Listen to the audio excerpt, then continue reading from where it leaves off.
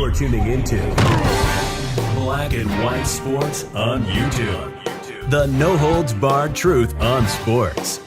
The main event starts now. All right, Black and White Sports supporters. Well, we're going to talk about former Pittsburgh Steeler, Tampa Bay Buccaneer, Las Vegas Raider, wide receiver Antonio Brown. We know Antonio is got some issues out there. Let's just put it like that. And my God, I'm not sure there's an athlete we covered more between both Black and White Sports and Black and White Sports 2. But Antonio Brown is out there, and he's never lost for words. Never. But he's making a couple of interesting claims, and one of them is a flat accusation. And I'm sure J.J. Watt today can't be all that happy. So let's start there, because Antonio Brown accuses J.J. Watt of being a steroid user, which is a pretty damn big claim. And now he's calling out J.J. Watt. By the way, there's rumors J.J. Watt may end up coming back and playing. For who, I don't know, but there's a lot of rumors about the fact he'd love to play with his brother, TJ. So for you Steelers fans, that would be interesting. Former Steelers wide receiver Antonio Brown hasn't held back in recent weeks. Has he ever held back? Making himself known on X by calling out a long list of celebrities, players, both past and present. This isn't the only story I've got.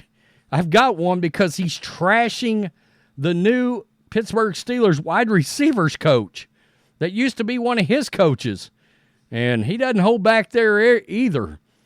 Some would say, hey, Antonio, your CTE is showing. This time he called out TJ Watt's brother, JJ, accusing him of steroid use after a picture of JJ and Brown emerged on social media. The picture was of Brown and Watt playing together in college at Central Michigan. Let's look at this. This is the picture. Dolph Cleveland put it out there. Let's just take a look get a little better look at the picture itself. There they are right there. Yeah. Oh, hell, Antonio Brown looks crazier than hell in that picture, right? JJ just looks like some dude. So anyway, AB came back and said, before bro went steroid crazy. Look, at least AB is aware. At CTEESPN in hashtag CTEESPN. Oh, that's funny. Watt finished his career as a 3-time Defensive Player of the Year, 5-time first-team All-Pro, 2-time second-team All-Pro, 5-time Pro Bowler, member of the 2010s All-Decade Team.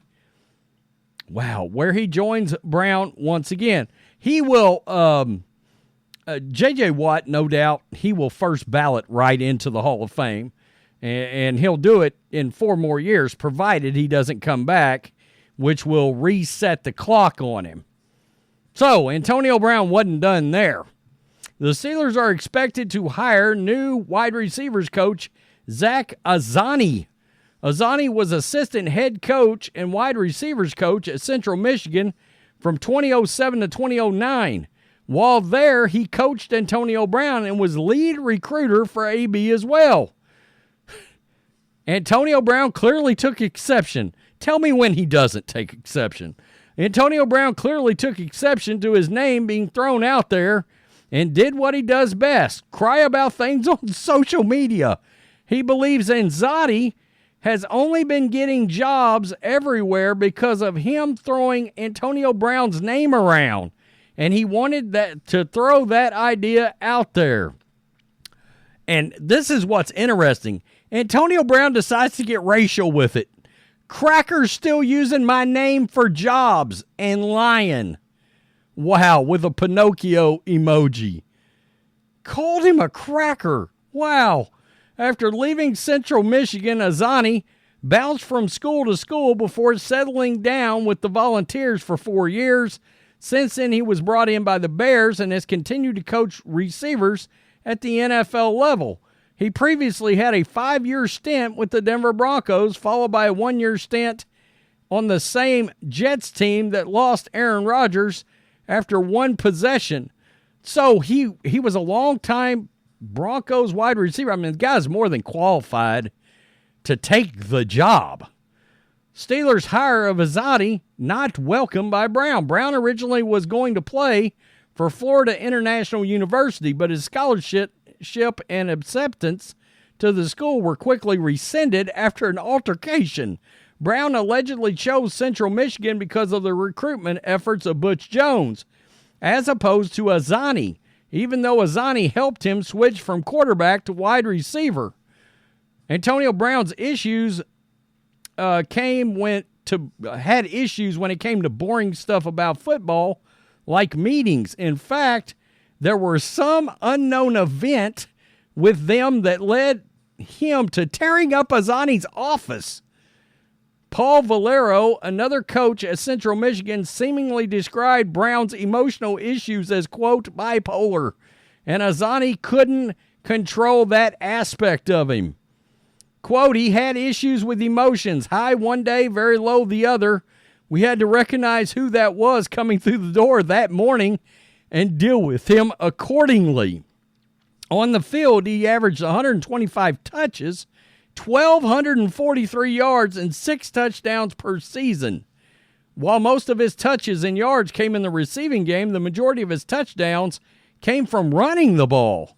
Despite Brown's shortcomings on the field, Azzani was able to successfully develop Brown as a wide receiver and set him up for his future in the NFL. It sounds to me like Antonio Brown should be appreciating this guy, not crapping on him. While Brown's off-field issues were unsolvable by Azzani as well as Mike Tomlin, I mean, how many coaches are going to unsuccessfully resolve issues? You notice it's everybody else's fault. Everybody else's. He did take a high school quarterback and develop him into one of the greatest wide receivers to ever play. It's safe to say Azzani did have some positive impact on his career, even if he does not believe so. Now Azzani is looking forward to taking on the, quote, handler role for more disgruntled Steelers receivers. Honestly, the more I read about this guy, with all that experience and the fact that he's worked with Antonio Brown, obviously a disgruntled receiver, to me that actually is a positive. That's a plus in the category because of the wide receiver room he's stepping in with George Pickens and Deontay Johnson. You got a guy that dealt with Antonio Brown's personality, and from what we're seeing right here with the statistical output and the fact that he helped change him from quarterback to wide receiver and get him drafted in the NFL, sounds to me like if Antonio Brown ever gets into the Hall of Fame, which, believe it or not, you look at his numbers, there's a case for it. If he was to ever get in the Hall of Fame, it sounds to me like this ought to be the guy that inducts him in, to be honest with you. It sounds like he had a serious role in his career development, and it's crazy that Antonio Brown doesn't recognize that. I mean, that's nuts. And in the same sentence, nearly at the same time, talking about the same school, accuses J.J. Watt of steroid abuse. I mean, do you have any proof? Just wondering. Antonio Brown going to be sitting around and get a defamation lawsuit on him handed down? I mean, that's a big deal to say somebody was doing PEDs in the NFL. I mean, that's sort of a big deal. The guy's going to be in the Hall of Fame. I mean, if anybody decided to take that sort of thing seriously, or if you got some sports writer out there that's like, Antonio Brown said he was a roid user, I'm not voting for him. I mean, all of a sudden he could impact the fact that J.J. Watt's a clear-cut first ballot Hall of Famer. Surely, if you're a sports writer, you ain't going to listen to Antonio Brown. I mean, come on. Really? I don't know. I've always come down really hard on Antonio Brown. But the one thing I've always given him credit for is he was an all-world wide receiver when he played on the field. I mean, all these other receivers and everything, I will not back off the fact that if he hadn't gotten angry at Bruce Arians and stormed off the Buccaneers field losing his crap, If he would have been on the field, Tom Brady would have had another Super Bowl. I will believe that because he was still a legit weapon for that Tampa Bay Buccaneers team. Just go back and look at his individual games.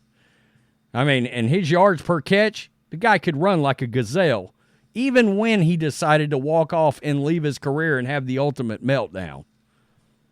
That's a shame, too, because if he could have gotten a second ring, it'd have been a wrap. He'd have been going to the Hall of Fame. That's crazy. And when you go back and you watch that Buccaneers-Rams game and the Bucs lost that game, even though Tom Brady almost won it at the end, the one thing that was very clear was the Buccaneers missed that chain mover on offense, and that's exactly the role Antonio Brown played. I mean, if you had a 3rd and 7, boom, Tom Brady was throwing it for 4 yards, and he was getting 4 more yards for a first down. He was sorely missed once he decided to storm out. That's a shame the way this guy's personality and career has gone. Oh, I tell you, total case, head case. Tell me what you think. Peace. I'm out. Till next time. Thanks for watching the show. Be sure to like, comment, and subscribe. Be sure to tune in next time on Black and White Sports.